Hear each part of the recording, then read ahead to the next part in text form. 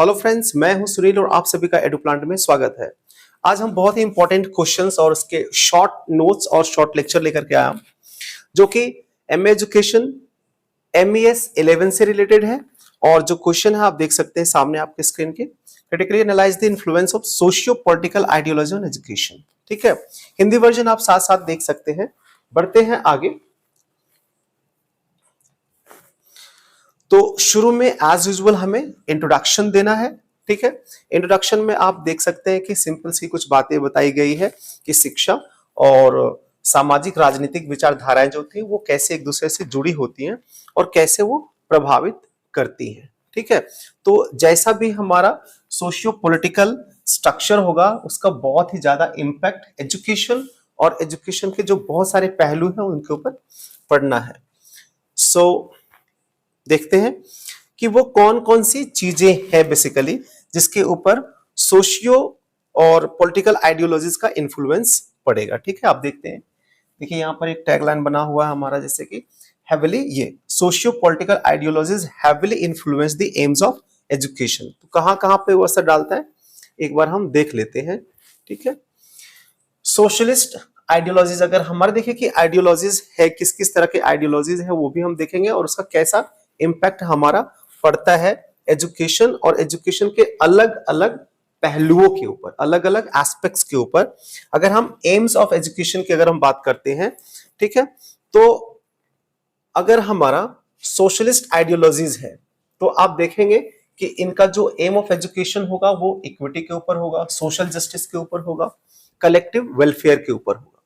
अगर democratic ideologies है तो एम ऑफ एजुकेशन पर जो इंपैक्ट पड़ेगा वो ये पड़ेगा कि वो इंडिविजुअल फ्रीडम की वहां पे बात की जाएगी, क्रिटिकल थिंकिंग की बात होगी और एक्टिव सिटीजनशिप की बात होगी। अगर जो सोशियो पॉलिटिकल आइडियोलॉजी हमारा टोटलिटेरियन आइडियोलॉजीज हुआ तो इसका किस पर इंफेसिस पड़ेगा? Loyalty to the state. ठीक है, लॉयल्टी टू स्टेट। तो बेसिकली इस क्वेश्चन में यही पूछा गया है कि जो हमारे सोशियो पॉलिटिकल आइडियोलॉजीज होते हैं उसका क्या इंपैक्ट पड़ता है एजुकेशन के ऊपर। अभी आपने जो एजुकेशन का एक एस्पेक्ट है उसका, उसके एम के ऊपर, इसी तरीके से और भी अलग अलग चीजें हम यहां पर देखेंगे। साथ साथ में आप थोड़े से कंटेंट देख लीजिएगा, मैं हर एक चीज को समझा नहीं पाऊंगा यहां पर क्योंकि वीडियो फिर बहुत लंबी हो जाएगी। आगे बढ़ते हैं, हिंदी में आप लोग इसको खुद देख लीजिएगा क्योंकि जो मैं इंग्लिश में एक्सप्लेन कर रहा हूं तब भी हिंदी का यूज कर ही रहा हूं। अभी देखिए अगली जो बात आती है एजुकेशन के और कौन कौन से एस्पेक्ट्स हैं, जैसे कि यहाँ पर करिकुलर डिजाइन, जो करिकुलम का डिजाइन होगा वो कैसा होगा। ठीक है, इसके ऊपर भी हमारे सोशियो पॉलिटिकल आइडियोलॉजीज का असर पड़ेगा। नेशनलिस्ट आइडियोलॉजीज है तो देखिए उसका कहां पर इंफेसिस होगा कि हमारे करिकुलम, कहने का मतलब है शिक्षा में किन किन चीजों को हम इंक्लूड करेंगे, क्या पढ़ाएंगे, कब पढ़ाएंगे, कैसे पढ़ाएंगे, इन सारी चीजों की बात हम कर रहे हैं। देखिए नेशनलिस्ट आइडियोलॉजीज है तो देखिए कहां पर इंफेसिस है, लिबरल आइडियोलॉजीज है तो देखिए कहां पर इंफेसिस है, रिलीजियस आइडियोलॉजीज है तो देखिए कहां पर उसका इंफेसिस है और करिकुलम में किन किन चीजों को फिर यहां पर शामिल किया जा रहा है, आप यहां पर देख सकते हैं। आगे बढ़ते हैं, ये जो आपको मैंने अभी हिंदी में इंग्लिश में जो बताया है उसी का हिंदी वर्जन यहां पर है, आप यहां से एक बार जरूर खुद देख लें।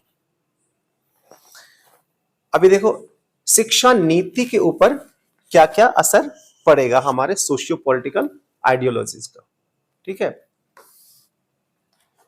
रिजर्वेशन सिस्टम होगा नहीं होगा, कैसा होगा, फ्री और कंपलसरी एजुकेशन मिलेगा नहीं मिलेगा, प्राइवेटाइजेशन हो जाएगा एजुकेशन का, ये सारी ही चीजें जो एजुकेशनल पॉलिसीज हैं वो भी किससे अफेक्टेड होंगे? सोशियो पॉलिटिकल आइडियोलॉजीज से। जैसे कि एग्जांपल यहां पे लिया हुआ है, अगर कैपिटलिस्टिक आइडियोलॉजीज है हमारे कंट्री के अंदर तो प्राइवेटाइजेशन ऑफ एजुकेशन की तरफ ज्यादा फिर ध्यान चला जाएगा।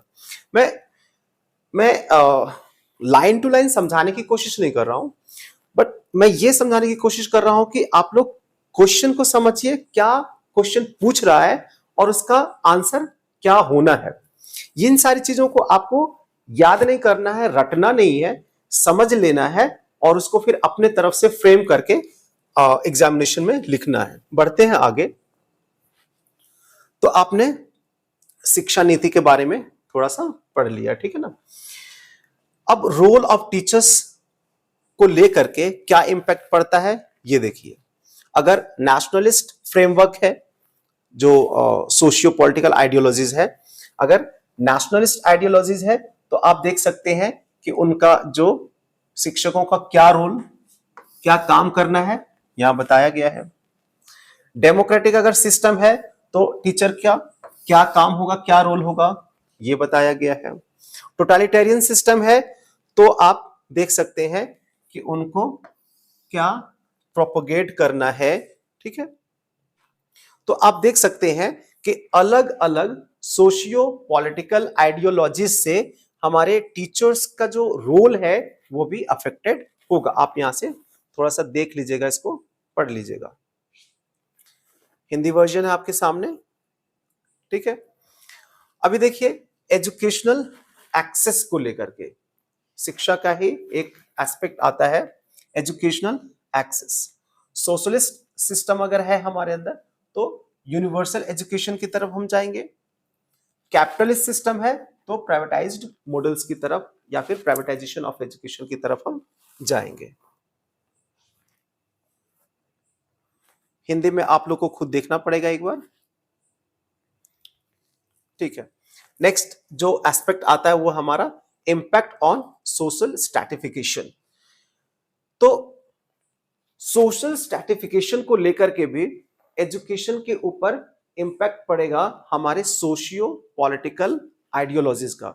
अगर हमारा आइडियोलॉजी जो है वो सोशलिस्ट सिस्टम के अंदर है तो हम इनइक्वालिटी को खत्म करेंगे, लेकिन अगर कंजर्वेटिव आइडियोलॉजीज है तो हम क्या करेंगे कि उसको और बढ़ावा देंगे। किसको? सोशल स्ट्रैटिफिकेशन को। जहां की जैसे कि एक वर्ण व्यवस्था का यहां पर एग्जाम्पल लिया गया है कि हम इन चीजों को पास्ट टाइम में, है ना, उसको हम बढ़ावा देते थे एजुकेशन के थ्रू भी। तो कुल मिलाकर के आप समझ चुके होंगे कि कैसे हमारा सोशियो पॉलिटिकल आइडियोलॉजी जो होता है वो एजुकेशन के हर एक चीज को इफेक्ट डालता है। एजुकेशन का एम क्या होगा, टीचर्स के रोल क्या होंगे, करिकुलम क्या होगा, ठीक है, और सारे जो पॉइंट्स हमने अभी यहाँ पर डिस्कस किए हैं। और इसके बाद हमें फिर कुल मिलाकर के जो बातें आप लिखते हो एक समग्रता के साथ कंक्लूजन हमें लिख देना है, ठीक है। इस तरह से आप देखते हैं कि आपका जो एक बहुत ही इंपॉर्टेंट क्वेश्चन है, बहुत बार ये रिपीट हुआ है, तो ये क्वेश्चन आपका कंप्लीट होता है। इसी तरह के आंसर्स, जो इंपॉर्टेंट क्वेश्चंस के आंसर्स हैं वो हमने अलग अलग वीडियोस में डाले हुए हैं, और एक हमारा प्लेलिस्ट भी बना हुआ है। तो प्लेलिस्ट में जाकर के सीधे सीधे सारे जो MES 11 के इंपॉर्टेंट क्वेश्चंस है उसके शॉर्ट नोट्स और इस तरह के शॉर्ट लेक्चर्स भरे हुए हैं, वहां से आप सीधे सारे वीडियोस को एक्सेस कर सकते हैं। उम्मीद करता हूं कि ये वीडियो आप लोगों को पसंद आएगा। पसंद आए तो वीडियो को लाइक करें, चैनल को सब्सक्राइब करें और कमेंट करना ना भूलें। कमेंट और लाइक इसलिए जरूरी है क्योंकि अगर आपको ये चीजें अच्छी लग रही है, पसंद आ रही है, यूजफुल लग रही है, तो आप कमेंट जरूर करें। इससे हमें मोटिवेशन मिलता है और वीडियोस बनाने के लिए। Thank you and all the best.